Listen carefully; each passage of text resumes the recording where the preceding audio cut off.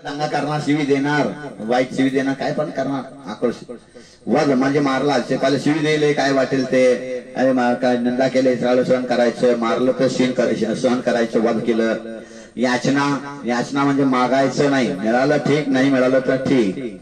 आलाभ, आलाभ म्हणजे आहारला गेला, अंतराय झालं, मिळालं ठीक, नाही मिळालं ठीक, चौका लावले नाही लावले ठीक आहे बाबा.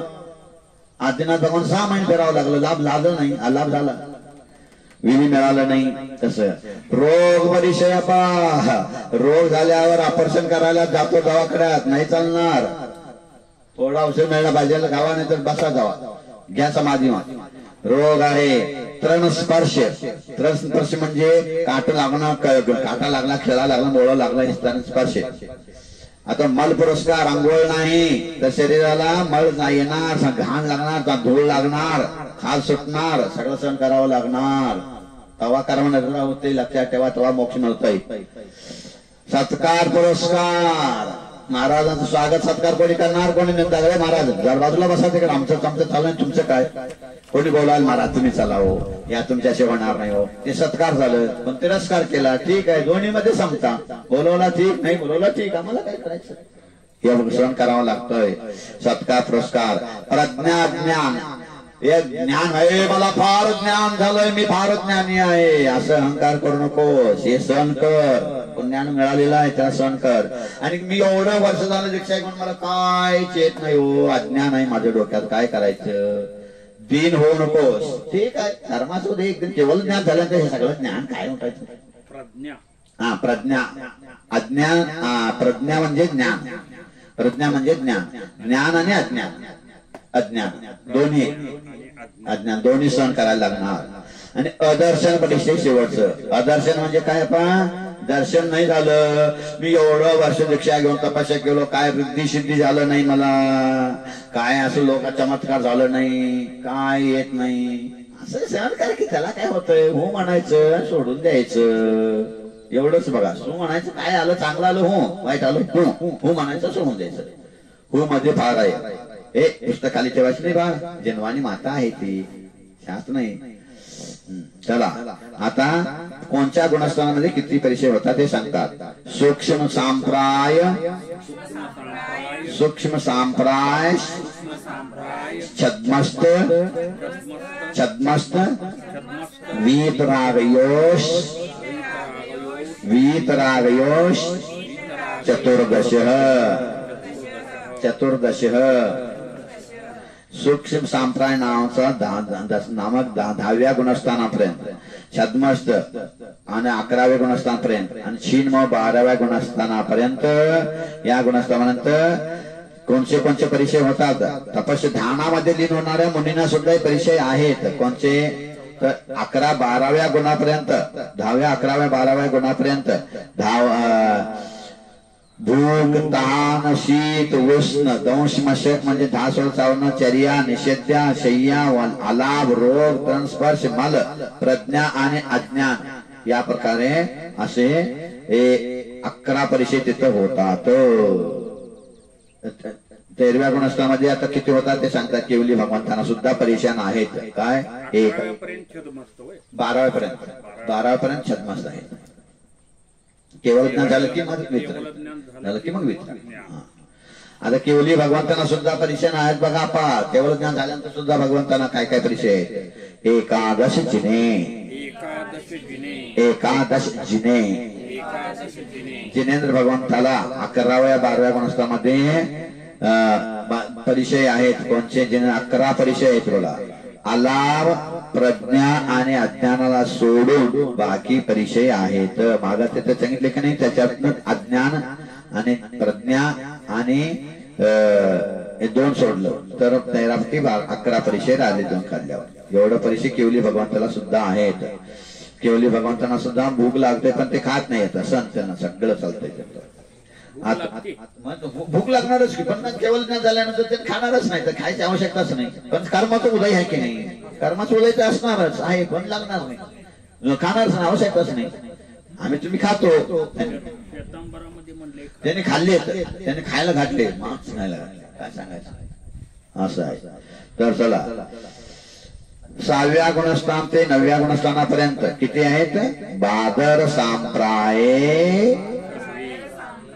बादर सांप्राये सर्वे, सर्वे. बादर सांप्राय म्हणजे सूक्ष्म स्थूल कशा आहे, 6व्या गुणस्थानापासून 9व्या गुणस्थानापर्यंत कशा आहे भारी असतात, तिथं सगळं परिचय होतात.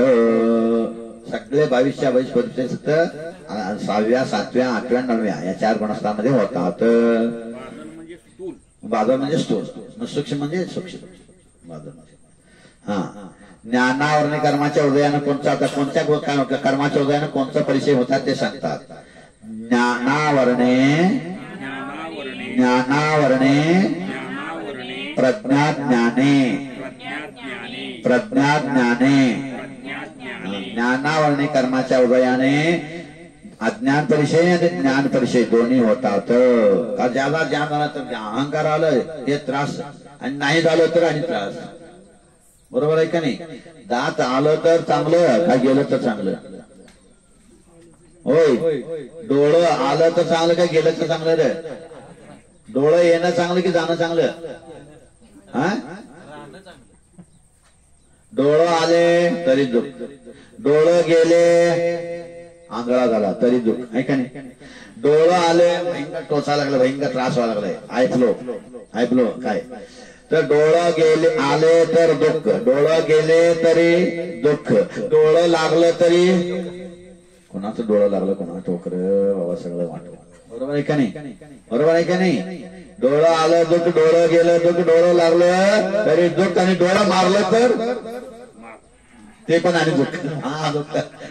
आंखों से आंखों का इशारा हो गया, बैठे ही बैठे जीने का सहारा हो गया. डोळ्याचा डोळ्यानं इशारा झाला, बसून बसून जगायचं सहारा झालं. हा पा केला इशारा, इशारा कशाने करत असतात? खुणवून डोळ्यानं. असं आहे बघा हे. इथं सुद्धा असं ज्ञानावरणी कर्माच्या उदयानं चांगल्या ज्ञानाचा परिचय आणि अज्ञानाचं दोन्ही. दर्शन मोह अंतराययो, दर्शन मोहांतराययो दर्शना लाभो, रदर्शना लाभो. दर्शन मोहनीच्या कर्माच्या उदयाने अदर्शन आणि अंतरा हे 2 परिचय होतात. आता चारित्र मोहनीच्या कारणाने काय होतात? चारित्र मोहे, चारित्र मोहे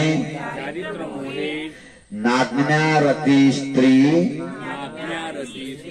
निषेध्याक्रोश, याचना, सत्कार, पुरस्कार. हे चारित्रमोहनी कर्माचं उदय झालं तर एवढं त्रास होत्यात बघा शरीरामध्ये. चारित्रमोहनी कर्माच्या उदयानं नागण होऊ शकणार नाही. तुम्ही दिगंबर दीक्षा का घेत नाही? चारित्रमोहनी कर्माचं घोर उदय आहे म्हणून चारित्र धारण करू शकत नाही. मग चारित्रमोहनीच्या कर्माच्या चयाच्या कारणासाठी शरीराला जेवढं कष्ट द्यायचं ते द्या. चारित्रमोहन कर्म निघून जाईल. आता कोणी दीक्षा घेत असेल तर त्यांचं टाळ्या वाजून स्वागत करा. बाबा धन्य आहे तुम्ही दीक्षा घ्यायला लागलाय.